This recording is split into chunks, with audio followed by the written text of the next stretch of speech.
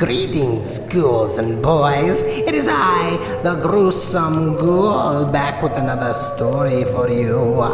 Yes, we return once again to Halloween Horrors by Alan Ryan, an anthology of Halloween goodies. So far, all of our stories have been, shall we say, on the horrific side, which I adore. But tonight we have something a little different, something a little more sensual. Nothing goes together quite like horror and sex, right, kiddies? This story is one of eternal love, but in a little bit of a different fashion. So I now present to you Lover in the Wildwood by Frank Belknap Long. We're children who live just down the street. Give us something to spend or something to eat. Let us repeat. Trick or treat.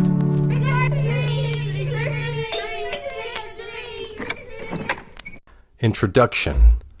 Lover in the Wildwood by Frank Belknap Long. Frank Belknap Long published his first short story in 1924, and for many years was among the most frequent and most popular contributors to Weird Tales and other magazines. Collections of his stories include The Hounds of Tindalos, The Rim of the Unknown, and The Early Long. Those stories not only helped to form the tastes of a generation of readers, they contributed to shaping a popular literary movement that has become a part of the American mainstream. It seems fair to say that every other writer in Halloween horrors has been, in one way or another, influenced by Frank Belknap Long. Since his youth, Long has been a poet. The Goblin Tower contains some of his best-known work in this field and displays his unerring use of language for emotional impact, his love affair with love itself, and a passion that continues to burn bright. It is a special pleasure to present Lover in the Wildwood, a new fantasy from Long's pen that manages to be at the same time both dark as night and bright as love. Lover in the Wildwood by Frank Belknap Long. "Help me!" Catherine Oakley pleaded, leaning sharply forward in her wheelchair and shaking it with the intensity of her emotion. "On this night of all nights, my beloved is waiting in the woods for me to come to him. We must go immediately, as you once promised." Although compassion was close to the top of Helen Margrave's scale of values, bending hospital rules for a mental ward patient, just the thought of it, was making her realize how agonizing a certain kind of decision-making could be. That it might lead to her transference to another ward was of less concern to her than the simple fact that another nurse under such circumstances would almost certainly be a flint-hearted disciplinarian with a disdain for any kind of innovative therapy. Kathy was so old, frail, and pathetically withered-looking, so desperately in need of a change, however brief. Simply a chance to look up at the stars and feel for a short while, free of all constraint, conditional and guarded as that freedom would have to be.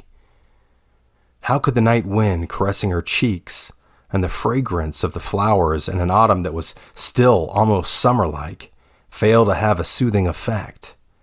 And how could anyone who did not possess a heart of stone turn a deaf ear to a request so easy to grant? They would be gone for less than an hour, and if something went wrong, Dr. Richards would be the first to come to her defense in long strides and with a smiling face. Of course, she could almost hear him saying. "You were impulsive, unthinking. But aren't we all guilty of being a little foolish at times? Total dedication is the important thing." Just the fact that she had ceased to be indecisive must have been mirrored in her expression, for Kathy's almost skeleton-thin fingers had gone out to fasten on her wrist, and the wheelchair stopped shaking. "First it was Aunt Margaret, and then my brother for 15 long years, and now you," she said. I feel ashamed to be so much in need of help. When I meet my beloved, there's nothing but joy. At that moment, all else is forgotten. It is selfish of me, and Of him too, I suppose, but just the rapture of our meeting, of our mingling.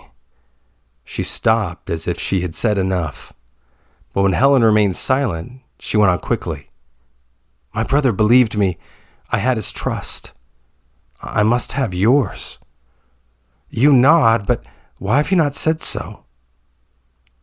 Oh, I do believe you, Kathy, Helen said, upbraiding herself for the slowness of her response. On All Hallows' Eve, many spirits walk, and not all of them are Satan spawned. It has been said that saints walk too, without waiting for the evil ones to vanish at the first faint flush of dawn, if only because widows and orphans must be accorded protection when the fiery gates swing wide, and great and noble lovers cut off from fulfillment in their prime. There seemed to be no need for her to go on, for Kathy had become calm again, so much so that for a moment she had seemed almost mesmerized. It was amazing how little guilt one could feel about lying when it was accompanied by a total forgetfulness of self.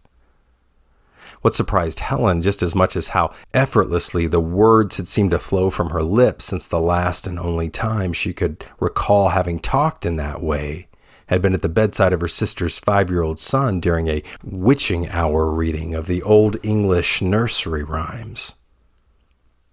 The problem was, to prove her sincerity to Kathy, Helen found it was necessary at times to treat her as a child and to appear to embrace her beliefs as if they were her own. What perhaps she had always prided herself on most was her ability to act swiftly and decisively once her doubts had been resolved, and she did so now.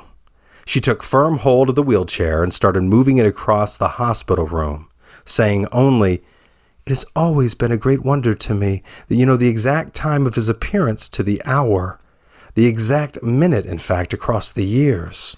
And although the location changes, the woods remain the same to you. Has it always been so?"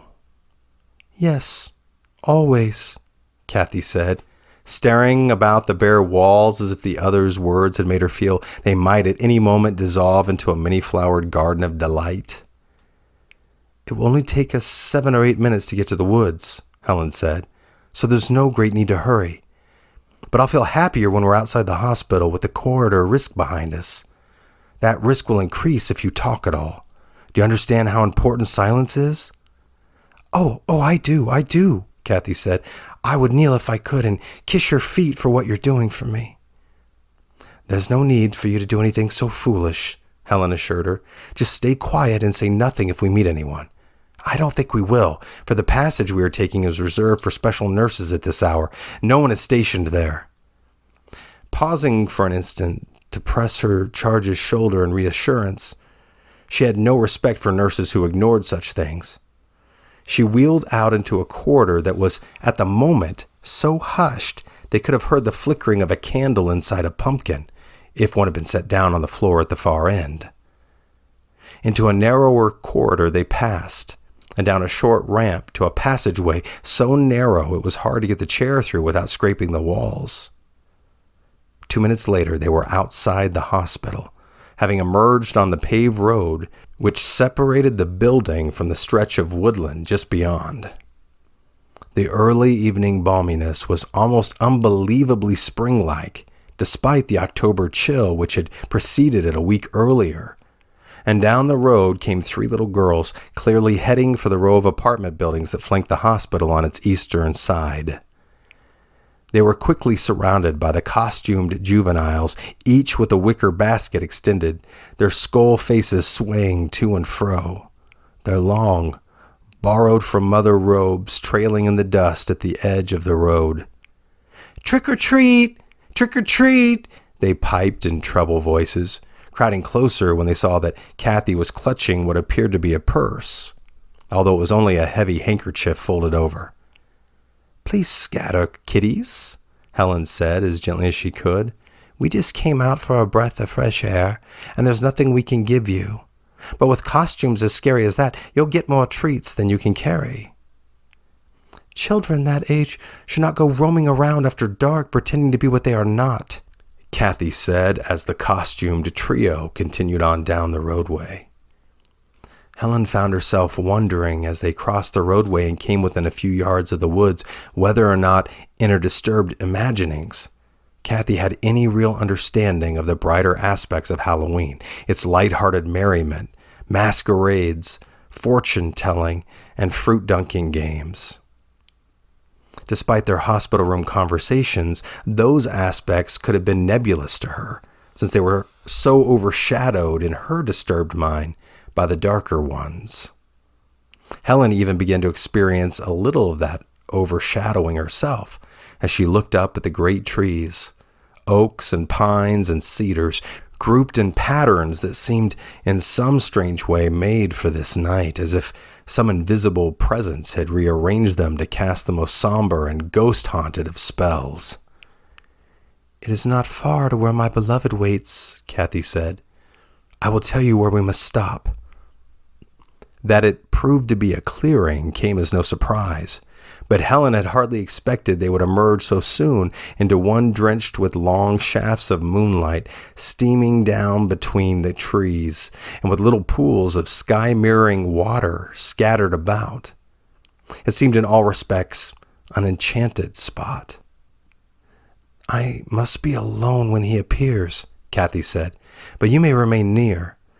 Aunt Margaret and my brother always did. It's not sinful to watch such a great love unfold, for our reunion is always flame-like and immortal and aureoled in grace." For a long moment, silence reigned in the clearing, and Helen went back in her mind to what she'd considered from the first. In all likelihood, Kathy's delusion would be of brief duration. She would not be harmed by it, and when it passed, she would feel, if only for a short while, fulfilled and at peace, or at least as much at peace as a mental ward patient could hope to be. Did not such a likelihood demand some risk-taking, even risking one's job on the part of everyone to whom her care had been entrusted? Others, unfortunately, did not always see it that way, and she could respect and understand their opposition to any kind of unorthodox therapy. But to her, the obligation was plain, and she had no intention of evading it. Kathy had straightened and begun to tremble a little, and it seemed the right time to move from beside the wheelchair to the opposite side of the clearing. Her request to be alone was so understandable, it seemed a little surprising that she had failed to repeat it. It probably meant, Helen told herself as she turned about to look back at her, that the imaginary lover had not yet made his appearance. The light increased so slowly in brightness where Kathy was sitting that for a long moment there seemed to be nothing unusual about it. Woodland vistas had a way of growing darker and brighter by turns as slight gusts of wind stirred the foliage or a cloud wisp passed fleetingly across the face of the moon. Then, abruptly, it blazed all about her, in a dazzle so great it flooded all the aisles of the woods, and though the wheelchair remained stationary, it seemed for an instant to have been turned into a small chariot of fire. The figure emerged, almost as abruptly, tall and straight, and clad in a seamless garment the color of the autumn woods. The garment was short, but slightly flowing, and loosely belted at the waist, and so nondescript it could have been worn by a shepherd in ancient Greece, or in one of the mountain villages of the Middle Ages, or even in the Spain or Italy of today. But there was nothing nondescript about the masculine strength and great beauty of the face that looked down on Kathy, who was rising in the chair with a glad cry. It happened all at once, and very quickly. The garment had left the figure's arms and shoulders bare, and his arms reached out, lifted Kathy from the chair, and folded her into his embrace. For an instant, all that Helen could see outside of the figure's tightening arms was Kathy's long, unbound hair streaming downward from her waist. But there are no caresses, however impassioned or prolonged, in which relaxation plays no part. And in a momentary pause before they were resumed again, Helen saw a Kathy transfigured, transformed. There are several kinds of loveliness, and Kathy's face and figure seemed in some miraculous way to possess them all. If in her flawless complexion ecstasy-parted lips and lustrous dark eyes, she bore the look of an entranced schoolgirl experiencing love's awakening for the first time. She seemed even more to resemble, in other ways, some halo-wearing goddess of the ancient world whose secret amorousness had provoked Olympian wars. It was then that the feeling swept over Helen that she had, for the barest instant, been caught up in the spell in a way that made her more than an onlooker, that the figure knew she was standing there, watching, more than watching, feeling. In the inmost core of her being, his lips pressed to hers, his strong hands moving up and down and across her back. For the briefest of moments, he raised his head, and their eyes met. Then, in a blaze of light that matched the one which had accompanied his arrival, the figure was gone, and Kathy was back in the wheelchair. The shaking began then, and would not stop. It lasted for a full minute, making it impossible for her to move. It was almost impossible for her to believe, and yet, how could she doubt what she had seen? Through some unheard-of dislodgement of space and time, she had watched an old woman's youth restored. Other thoughts, just as unsettling, had come crowding in upon her mind, threatening the reality of beliefs she'd held from childhood, but she put them from her as she went stumbling back across the clearing. The violent shaking had left her, but so much unsteadiness remained that she caught her heel in a tangle of vines and almost went sprawling before she reached the wheelchair. Kathy, are you all right?" were the first words she spoke to the chair's slumped occupant, and the last. Death can announce its presence in many ways, but even to a nurse who had still the need of making absolutely sure, the utter stillness of sagging and aging flesh can be a potent doubt dispeller. 20 minutes later, Helen was back in the hospital room, her brief absence unsuspected, talking to Dr. Richards on the bedside phone.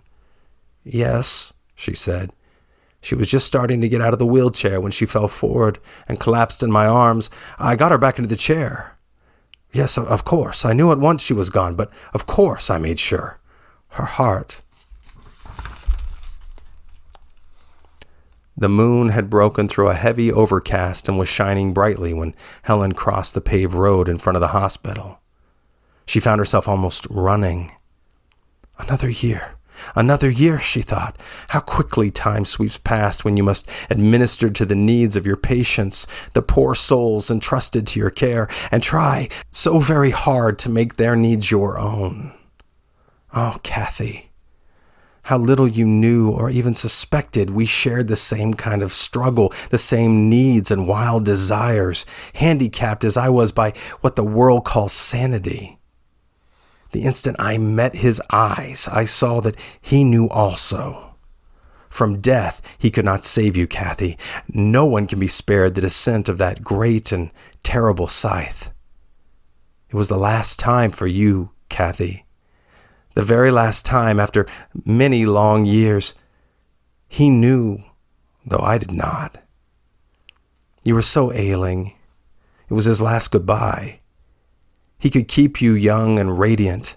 Forever, yes, but forever has no meaning when it is time for the scythe to descend. One night in the year can be forever, but not when death comes reaping. And it is forever in this world that we seek and cherish, Kathy. Beyond that, nothing is known. I'm still young, Kathy, and men still find me attractive. I may have more than one marriage, but just to know that there is one for whom I shall never age and be forever beautiful, if only for one night in the year. Yes, Kathy, yes, and that is why I am hurrying now. Remember what the poet wrote, the poet who is perhaps the greatest of the great. Forever wilt thou love, and she be fair. I've changed it a little, Kathy, a sacrilege with a line so great, but no matter. Always will he love, and I be fair. No, even more a greater sacrilege, for it breaks the rhythm.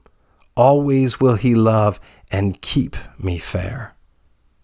I know now, just as you did, Kathy, the exact hour, the exact minute on this night of all nights when I shall be in my beloved's arms. Trick or treat, trick or treat. When you hear the doorbell ring, ding, ding, ding, ding, ding, ding, ding. Trick or treat, trick or treat.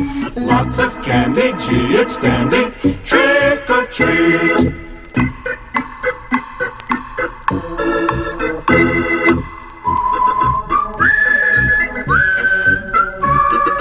Painting up your cheeks and nose, dressing up in funny clothes. Lots of candy, gee, it's dandy. Trick or treat. Dum dum dum, dum dum dum. Cinderella, Peter Pan, walking with a monster man. Dum dum dum, dum dum dum. Lots of candy, gee, it's dandy. Trick or treat.